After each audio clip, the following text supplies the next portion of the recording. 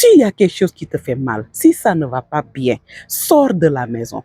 Parce que si tu sais que si tu parles, tu vas dégénérer, tu vas dire des choses que tu vas regretter. De grâce, sortez de la maison, que ce soit l'homme, que ce soit la femme. Parce que si on commence, on ne s'arrête pas. Et l'homme a son orgueil, la femme a la bouche. Dans ces situations-là, ce ne sera pas facile. Hein? Et qui va être affecté, c'est les enfants. Salut mes amours, comment vous allez? J'espère que vous allez bien. Et même si ça ne va pas, ça va bien aller. Bienvenue sur votre chaîne YouTube Rama Talks. Ma passion, c'est de sensibiliser, de partager tout ce qui peut nous aider à avoir une bonne évolution dans la société et de tout ce qui peut nous aider à être la meilleure version de nous-mêmes. C'est toujours un immense plaisir de partager avec vous. Comme je le dis tout le temps, à chaque fois, on a des problèmes dans la vie en général, mais surtout dans la vie de couple. Parce qu'il faut savoir qu'en couple, des fois, on a des disputes. C'est quelque chose de très normal. Des fois, on a des malentendus. Des fois, il y a des choses qui amènent des divergences dans la vie de couple. Ce n'est pas parce qu'on ne s'aime pas, non. Mais c'est parce que quand on aime bien, on châtie bien. Et puis que la cohabitation est quelque chose de très délicat. Donc sur ce, des fois, il y a des querelles, des fois, il y a des malentendus. Mais quand ça affecte les enfants, c'est là où ça devient des problèmes. Parce qu'il faut savoir qu'entre nous adultes, on peut avoir des divergences. À la fin de la soirée, on peut régler ça. Mais est-ce qu'on passe aux enfants? Parce qu'il faut savoir que des fois, les adultes se disputent devant les enfants. Beaucoup de disputes se passent devant les enfants parce qu'on ne les calcule même pas. Et ça affecte leur mental. Ça les affecte. Même à l'école, ils font plus de bons résultats. Combien de parents ont été appelés à l'école pour leur demander par rapport au comportement de leurs enfants? Ils ne font plus de bons résultats, ils sont plus concentrés. Tout ça à cause de l'ambiance qui se passe à la maison.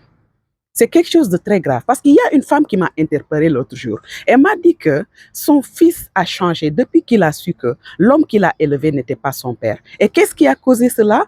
Il se disputait.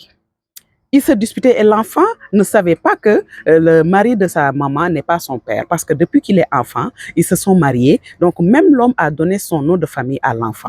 Mais parce qu'il se disputait, et puis il faut savoir que nous les femmes, quand on commence à en parler, on ne se tait pas. Et puis des fois, ça touche l'orgueil des hommes. Parce que si un homme est fâché, jusqu'à te rappeler que si je ne t'aimais pas, ton enfant n'allait pas savoir que je ne suis pas son père. Il faut savoir que qu'est-ce que tu as dit à ton mari pour qu'il en arrive là. Parce qu'il faut savoir que nous, les femmes, on a la bouche. Des fois, quand on commence à parler, on ne se tait pas. Et puis, on dit des choses qui font mal aux hommes. Nos hommes ne sont pas nos égales, c'est nos maris. Il faut qu'on les respecte. C'est quelque chose de très important. Donc, cet homme-là a dit cela. Et quand il disait cela, l'enfant était dans sa chambre. Bam, qu'est-ce qui s'est passé? L'enfant est sorti parce qu'il a entendu le mari dire que si je ne t'aimais pas, ton fils n'allait pas savoir que je ne suis pas son père. Il y a 15 ans de cela, ils sont ensemble et l'enfant a à peu près, elle m'a dit que l'enfant a 14 ans, 15 ans. Donc, qu'est-ce qui s'est passé? L'enfant a su cela. L'enfant est sorti de la maison, est parti. Elle m'a dit qu'on a passé toute la journée. Finalement, on ne se querellait plus. On était ensemble pour aller chercher l'enfant. Toute la journée, ils étaient dehors à chercher cet enfant-là. Finalement, c'est pendant la nuit que l'enfant est retourné parce que je sais qu'il a eu peur parce que le dehors n'est pas évident, surtout pendant la nuit. L'enfant est retourné à la maison. Mais qu'est-ce qui s'est passé? Elle m'a dit que depuis lors, mon fils n'est plus le même. Et il me demande toujours qui est mon père, où est mon père. Et l'histoire avec son père, j'aimerais pas raconter ça à son fils. C'est mon mari qui l'a élevé, qui lui a même donné son nom de famille, qui a payé ses études et tout ça. Et à cause de notre dispute, ce jour-là, mon fils a su que son père n'est pas l'homme de la maison. Tout cela à cause de quoi? À cause de nos disputes. Il faut savoir que nos enfants, ce sont nous leurs références. Nos enfants, ce sont nous leurs idoles. Et puis nos disputes, ça les affecte, ça affecte leur mental. Les enfants ne demandent que la stabilité et la tranquillité dans la maison. Parce que des fois, l'ambiance de la maison est même désagréable à cause de nos malentendus. S'il y a quelque chose qui te fait mal, si ça ne va pas bien, sors de la maison. Parce que si tu sais que si tu parles, tu vas dégénérer, tu vas dire des choses que tu vas regretter. De grâce, sortez de la maison, que ce soit l'homme, que ce soit la femme. Parce que si on commence, on ne s'arrête pas. Et l'homme a son orgueil, la femme a la bouche. Dans ces situations-là, ce ne sera pas facile. Hein? Et qui va être affecté, c'est les enfants. Et les enfants ne méritent pas cela. Donc, nos querelles de couple-là, il faut qu'on garde ça pour nous. Les enfants ne sont pas obligés de vivre ça. Ils sont affectés dans leur mental, à l'école, partout. Des fois, tu vois des enfants tristes de nature, qui ne sont pas épanouis, heureux, même quand ils sont avec leurs amis, ils ne sont pas ouverts. Tout ça à cause de l'ambiance qu'il y a dans la maison, parce que c'est des ondes négatives et ça les affecte. Il faut y penser. Les enfants ne méritent pas cela. Pour les couples qui n'ont pas d'enfants, je vous souhaite vraiment d'en avoir, mais si vous n'en avez pas, cela ne détermine pas votre bonheur. Vivez votre vie.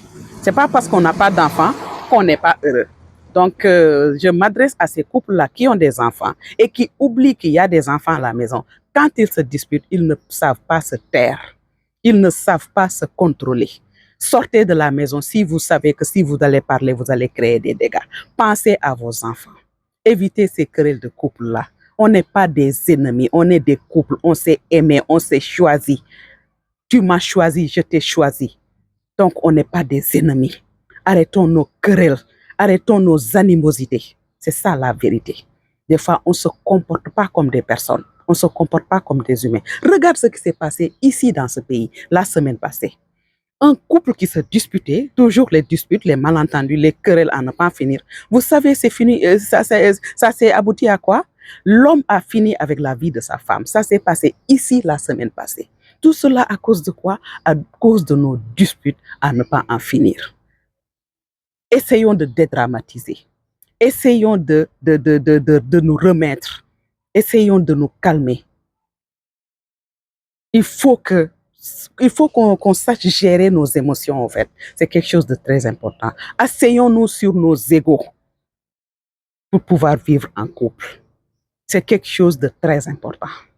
Donc aujourd'hui, c'est ce que je voulais dire avec vous, pour vous dire de penser à vos enfants, parce que nos querelles et nos malentendus de rien du tout, ça les affecte. C'est toujours un plaisir de partager avec vous et merci pour votre attention. sama mbokk yi maa ngi leen di nuyu maa ngi leen di ziyaara maa ngi leen di kontaane vraiment di leen ñaanal jàmm te di ko sàkku ci yéen mbégte lay am saa su nekk ak bànneex ci di partager ak yéen lépp loo xamante ni daf ñuy dimbale ci suñu évolution ak lépp loo xamante ni nii dañ ciy dimbale ci suñu biir néegu sëy yi comme ni ma koy waxee damay accompagner ay couple di waxtaan ak ñoom di leen dimbale ci seen doxalin parce que sax léeg-léeg nit ñi dañuy sëy te dañuy am ay problèmes yu bëri yoo xamante ne nii ñoom sax duñ ko comprendre di accompagner tamit ay nit ci seen développement personnel parce que léeg-léeg da ngay gis nit ñu baax nit ñoo xam ne dañu bëre potentiel mais dañuy ragal ndax amuñu confiance en soi daf leen freiner ci lu bare ci seen dundin ci loolu nag la ñuy def saa su nekk di waxtaan ay nit ñu bari di leen dimbale ci seen évolution ci loolu tamit moo tax ñu créer YouTube bi pour partager ko pour mu gën a yaatu bu ko defee dina am ñoo xamante ni dinañ ci gis seen bopp kon mbégte lay am saa su nekk ci di partager ak yéen tey nag ma bëggoon waxtaan ak yéen ci loo xamante ni vraiment lu métti la parce que il faut que ñu xam ni ñun dañuy tànnante sëy waaye dégg-léeg suñu sëy yi dafay métti lool dañuy bëri problème xuloo guddi xuloo bëccëg coow guddi coow bëccëg ay problème yu dul jeex parce que il faut que ñu xam ni ñaar ñuy sëy te dañuy am problème ñaar ñuy sëy des fois ñu am ay haut ak ay bas ci sëy bi la bokk c'est pas parce que bëggante wu ñu de parce que ñoo tànnante ni àddina di yaatu da nga man ni yow la ma ni la yow la kon bu ñu àndee te bëggante ca yàlla rek tax te muy dëgg léeg-léeg nag du ñu déggoo ci ay kàddu léeg-léeg ñu am ay malentendu lépp mais lépp rek ci kaw dañoo bëggante parce que ñaar ñu bëggantewul du ñu laalante sax duñu xuloo sax parce que bëggoo ma bëgguma la donc doo def sax lu ma naqari mais ki la bëgg mooy def li la naqari ki nga nekkal moo lay def li nga xamante ni moo la naqari ci kaw loolu léeg-léeg dañuy am ay problème mais suñuy problème nag dañuy fàtte ne ñun rek nekk ñu ci biir kër gi pour sëy yi ñi nga xamante ne dañuy sëy te am doom ñi sëy te amuñu doom yàlla na leen ko yàlla may waaye boo ko amulee bum la teree dund ndax doom taxul say neex kon nag maa ngi koy ñaanal képp koo xam ne am ko ku ko amul it dundal sa dund ndax nit am na doom te mënu koo toppatoo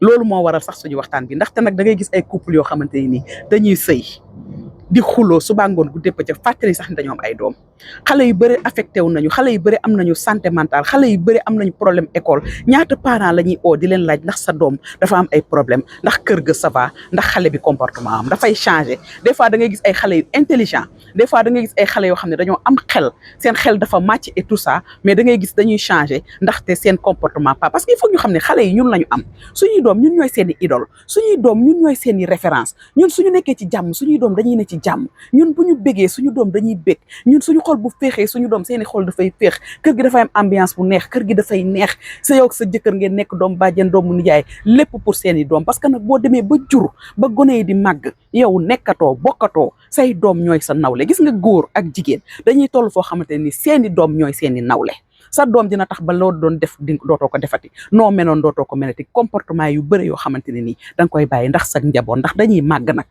waaye ñun léeg-léeg dañuy fàtte loolu parce que benn ndaw li ma nettali mu ne moog jëkkëram dañuy ñuy sëy ñoom ñaar lu yàgg te taawam nag jëkkëram juru ko léegi nag jëkkër ji moo ko yar moo bañ na ba santam la ko jox sax nag nekk ak moom ci biir kër gi vraiment yar ko ba mu màgg ku dem ba am 14 ans xaw ma 15 ans xam nga kooku léegi xale bu góor la mais nee na moog jëkkëram dañ doon xuloo nee na coow li bari te xam nga nag ñun jigéen ñi suñu commencé duñu noppi dañoo dangaam dañuy wax rek te góor ñi ñooy suñuy kilifa te góor tam dafa am orgueilam dafa am foo xam ne bu fa tolloo buy waxtu ko tey léeg-léeg ñoom ñoo ñu gën a am maîtrise sax si côté boobu ñun dañuy wax rek te duñu noppi nag suñu góor yi suñu sang lañu suñuy kilifa lañu dañ leen war a jox cër dañ leen war a respecté nee na ma ci noonu coow li bari muy wax may wax nee na mu dem ba dema su ma la bëggul woon sa doom ju góor ji du ma jël sama sant di ko jox kon du xam ne sax man duma papaam kër gi toj ndax xale bi mi ngi woon ci biir kër gi ci biir néegam defe woon nañ nag nekk fa ci kaw loolu xale bu góor bi génn ne waa man lan laay dégg nii rek génn kër gi nee na ma journée boobu yëpp dañoo wër ba sonn gisuñu ko ci guddi gi daal lañ jékki-jékki rek gis ko xam naa ne comme xale la te biti bi wóorul et tout ça mu ragal mu revenir ci kër gi mu ne ma mais depuis jour boobu ba léegi xàmmeetuma sama doom changé na sama doom léegi daf may laaj rek saa su nekk papaam kan mooy sama papa réellement te nee na bugguma koo wax affaire papaam ndax sama histoire ak papaam rafetul woon te kii la mës a jàpp ni mooy papaam ndax sant kooku sax la yor waa kii la bëgg jël sa doom ba jox ko santam yar ko yor ko yiir ko jàngal ko jox ko ay valeur kooku bañ na la kooku war ngaa séq ak moom wax ju rëy yoo xamante ne nii ba mu dem ba di la fàttali loolu am na loo xam ne rafetul nañu xoolaat suñu doxalin ñun jigéen ñi surtout dañoo mën a tontu te suñu commencé duñu noppi soo demee ba mu leer na ne li nga nar a wax dafa rëy wala coow li daa nar a bari génnal kër gi muy ku góor ki muy ku jigéen ki bu ngeen demee ba coow nar a bari génn leen kër gi ngeen génn ku génn sa xol dina dal nga féex nga doog a dugaat ci biir kër nga bàyyi ba guddi nga waxtaan ak sa nit wala nga ut fu ngeen daje keroog sax maa ngi wax ak benn femme ma ne ko gis nga léeg-léeg bu la sa jëkkër defee lu la naqari ma ne ko da ngay génn kër gi nga jël sa téléphone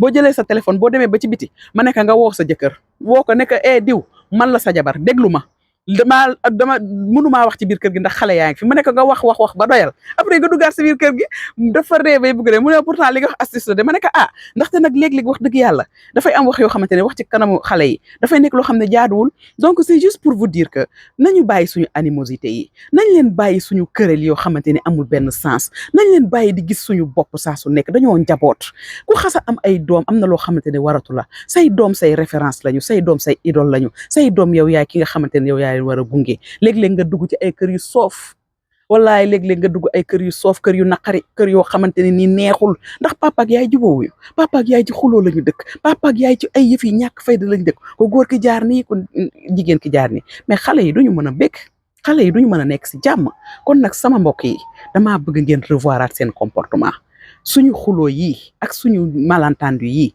bu mu affecté suñuy doom xale yi demandé wuñu loolu xale yi tranquillité d'esprit la ñu soxla xale yi dañoo soxla tranquillité d'esprit léeg-léeg nga gis ay xale même ci seeni biiri moroom dañuy mel ni ñu ragal dañuy mel ni ñu am nañu mel ndaxte amuñu confiance en soi ndax seen comportement parents yi ci biir kër gi parce que xale lépp rek ci biir kër gi la koy jëlee yóbbu ko ci biti donc nag loolu da ngeen ciy bàyyi xel bu baax a baax bu ngeen demee ba jote mënul ñàkk bàyyi leen ba guddi wala ngeen xool li nga xamante ni moom moo ne parce que nag il faut ngeen xam ne am na xam ne boo fa tolloo yow li may wax saa su nekk rek nekkatul yow kese yow ak sa njaboot la kon loolu laa ne woon dinaa ko waxtaan ak yéen tey di leen kontaanee ndax keroog rek fii avant may tëj benn couple ku góor ki dafa rey jabaram ndax dispute rek fii ci semaine bii passé ci dëkk bi ma ne benn couple ku góor ki dafa rey jabar ci ndax ay coow ak ay wax pour lan ay waay jigéen ñi neex leen deret ñàkk leen jom gis nga seen jëkkër yi mënuñ leen wax lu leen saf ndax yow la ñu bëgg yow lañ tànn yow lañ indi ci kër gi kon yow lañ nopp nag lu mu la mënti wax bu ko gérer boo demee ba mu leen nag leneen la bàyyi ba guddi nga